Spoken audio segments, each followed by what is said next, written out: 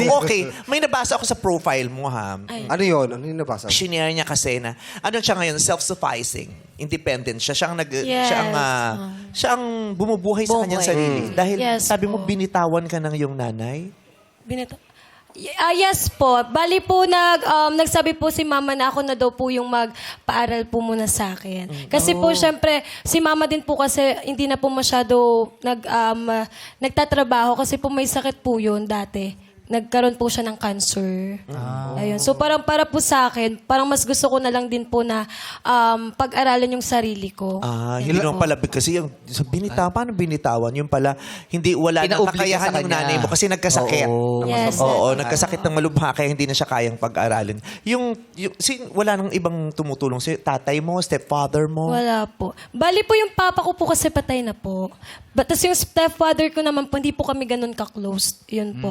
Then yung kuya ko naman po, nagsusupport po siya pero hindi ko na din po pinapano. Kasi para po sa akin, mas ano po kasi, parang mas makapag-aral po pag makapag-aral po ko ng mabuti or parang yung inspiration ko na, ay ako nagpaaral sa sarili ko. Parang Mas ganun po. mas magpupursig ka para Yes. Pagmamalaki tama. mo na Opo. ano. Ilan taong ka nun nung nag-start ka na ikaw na mismo yung nagpapaaral sa'yo? Bali ano po, 18 po kasi ano po, hindi po ako, parang kumbaga varsity player po ako, hindi ko po kailangan Nang ano? Anong sport yan? Basketball.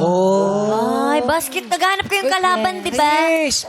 Sama mo to sa Barako Festival. Pwede. Oo. Pwede. Sa February 15 ba yun? 15, oh, next week.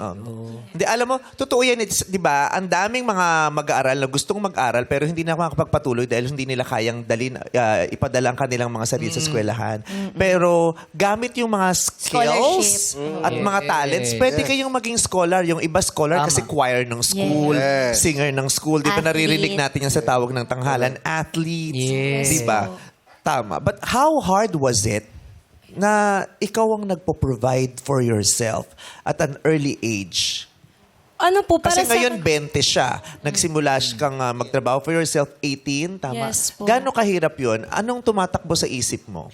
Para sa akin po mahirap kasi minsan din po kasi kapag pumapasok po ako sa mga work, hindi po maiiwasan yung mga discrimination po, lalo na po yung sa mga manager, ano po kasi ako, naka-experience po ako noon. Minsan po parang napanghihinaan po ako, parang mas gusto ko na lang po na uwi na lang ako, parang sige, si mama na lang bahala. Pero po kapag iiyak po ako, pero after noon, laban ulit. Yun po yung ginagawa ko.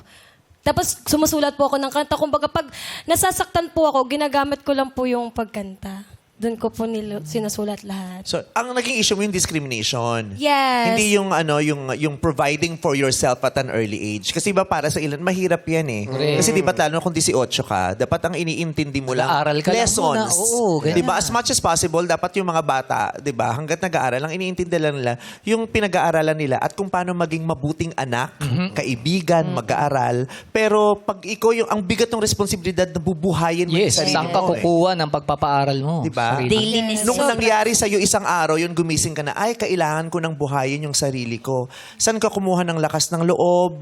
Paano mo pinaglabanan yung takot? Hindi ka ba natakot na, ay, parang Kaya ako na ko ba lang to? sa Oo. mundo? Oo.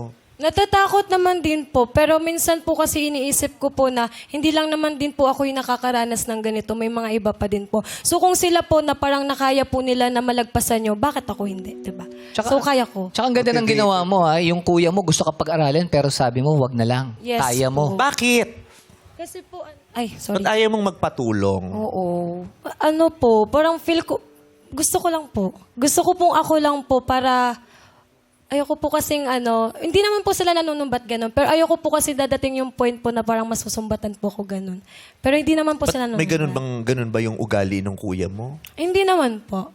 Siguro minsan pag nag-aaway po, hindi naman po maiwasan sa loob ng bahay po yun, yung mga ganun.